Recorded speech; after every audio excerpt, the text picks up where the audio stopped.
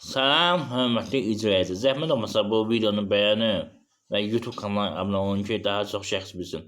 Əgər sizin pensiyası soyadını kəsirsə və ya soyadını bərpa etmək istəyirsinizsə, bərpa etdiyiniz gündən məhkəmə qərarı əsasında nə qədər müddət pensiya kəsibsə, həmin müddətdən 3 il keçməmiş şərti ilə yığılmış pensiya və müavinətini tələb edə bilərsiniz. Eyni zamanda onu qeyd edin ki, əgər siz işdə xəsarət almışsınızsa, pensiyadan əlavə xəsarət pulu da ala bilərsiniz. Xəsarət pulu yəni necə müəyyənləşir, onu qeyd edin. Xəsarət pulu yəni əlillik qrupuna görə müəyyənləşir. Minimum əmək haqqının tutaq ki 81% qədər əmək qabiliyyəti itirmişsə 81% qədər verəcək. Yəni belə götürək, 80% götürək, 320 manat verilməlidir. Bu birinci qruplara aiddir. İkinci qruplara aiddir belə deyək də, hörmətli izləyicilər. Məsələn 61-dən 81-ə qədər. Yəni belə götürək də verəcək 240 manat. Üçüncü qruplar daha azdır, 31%-dən 61% qədər. Yəni hesablanır. Faiz nisbətində hesablanır, nəzərə alın. Və hörmətli izləyicilər, onu qeyd edin ki, bunun üçün sizdə məhkəmə qərarı olmalıdır, məhkəmə təsdiq etməlidir ki, yəni ki, sizə pensiya bərpa olunsun. Müəyyən hallarda belə deyək də, hörmətli izləyicilər, əlillik müddəti bitir, pensiya kəsilir və ya belə deyək, pensiya alan şəxsin belə deyək də, hesab edilir ki, səhvlə pensiya verilir, əmək stajı düzgün hesab olunmayıb, dayandırırlar. Deyir ki, sənin əmək kitabçasında staj düzgün hesab olunmur. O halda məhkəmə qaydasında sübut edildiyi halda yenidən qalmış son 3 il pensiyasını tələb edə bilərsiniz və ya müavinət almışsınızsa müavinət tələb edə bilərsiniz. Problem yoxdur. Sizdən xahiş edirəm ki, mən hüquqşünas Zaur Seyidzadə dünyanın 40 tanınmış əlilləri haqqında kitab yazmışam. Özüm əlilli şəxs olduğuma görə, eyni zamanda əlil təşkilatının rəhbəri olduğuma görə, əlil arabasında olduğuma görə həmin kitabı 20 manata satıram. Bəyənin qoy hamı bilsin.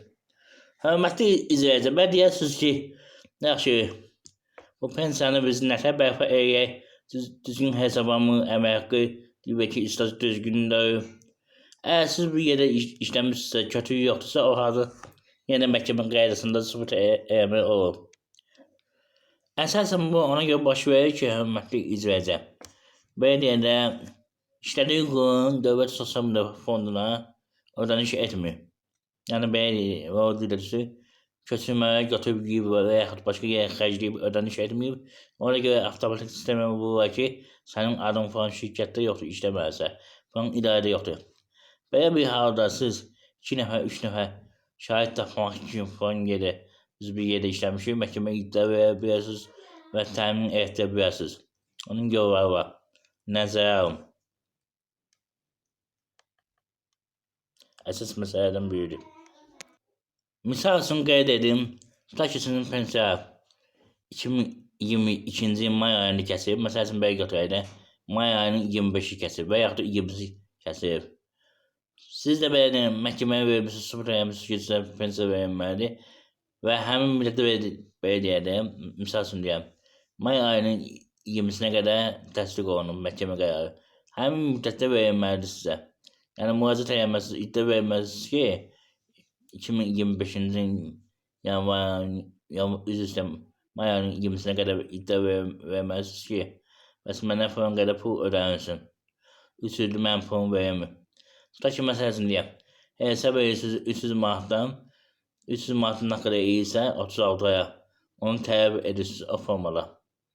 Qeyd edin ki, ətraflı məlumat üçün mənim telefon nömrəm videonun uzaq yerində YouTube kanalı qeyd olunub. Eyni zamanda YouTube kanalı short bölməsində istənilən videonun üzərində var.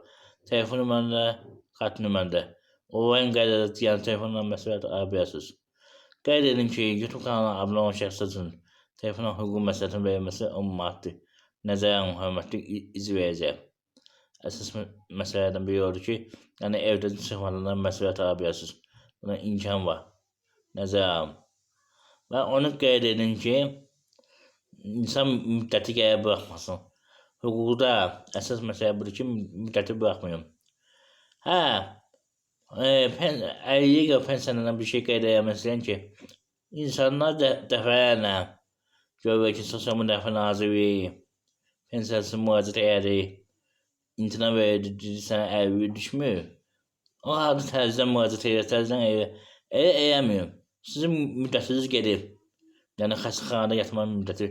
Onun 6 ay müalicənin müddəti var. Yəni 6 ay ərzində komissiyadan keçməlisiniz. O 6 ay keçməmiş, hörmətli icracı, siz məhkəməyə müraciət edin ki, mən vermişəm, yəni əlvin təyin olmasına mən imtina verir və nə əsasını. Bunu məhkəmədə mübahisələndirin. Yəni mübahisələndirmə var. Əgər sizin xəstəlik, belə deyək də, sizin işləməyə manisi törədirsə, əmək qabiliyyəti yoxdursa sizdə, o halda əsas verir ki, siz məhkəməyə müraciət edə bilərsiniz. Nəzərə alın, hörmətli izləyicilər. Yoxsa əks halda məndə vətəndaşlar var ki, illərlə sosial müdafiə nazirinə gedir, ortada bir şey yoxdur. Onun heç bir mənası yoxdur. Bir dəfə müraciət edirsiniz, imtina verdilər, verin məhkəməyə. Vaxtı uzatmayın. Əgər nəsə hansı bir sənə səhv olsa, o halda da ki, orada məhkəmədə özləri qeyd edəcək, siz də o halda onu düzəldərsiniz. Yəni, dedizə falan həkimlə falan arayışı yoxdur. Gedin məhkəmə prosesi gedə, yəni düzəldim. Qeyd edin ki, bununla bağlı siz ərazi üzrə inzibati məhkəməyə müraciət edə bilərsiniz. Nəzərə alın, hörmətli izləyicilər. Əsas məsələlərdən biri budur. Yəni, çox adam səhv salı ərazi üzrə məhkəməyə müraciət edir. Tutaq ki, məsələ üçün deyəm, yasamalı, sabahı, nəsil bir xətayı yox.